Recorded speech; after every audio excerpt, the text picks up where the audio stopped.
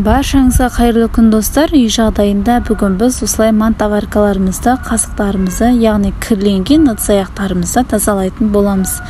Мінекей өздеріңіз көріп отқандай барлығы тап-таза. Барлық керек заттарды описание бөліміне қалдыратын боламын. Ең алдымен осылай үккіштің көмегімен кір сабынымызды өткізіп аламыз. Ары қарай қайнап тұрған орташа оттағы суымызға ең алдымен порошогымызды саламыз. Одан кейін содамызды саламыз. Ыстық суға реакция жүреді. Аз-аздан салып отырасыздар, өйткені тасып кетуі мүмкін. Ары қарай біз сұйық майымызды қосамыз.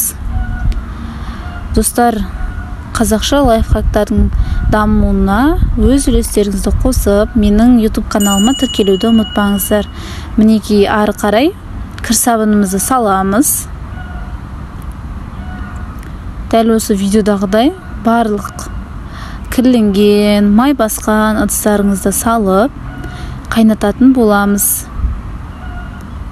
Нәтижесін өздеріңіз көресіздер қазір.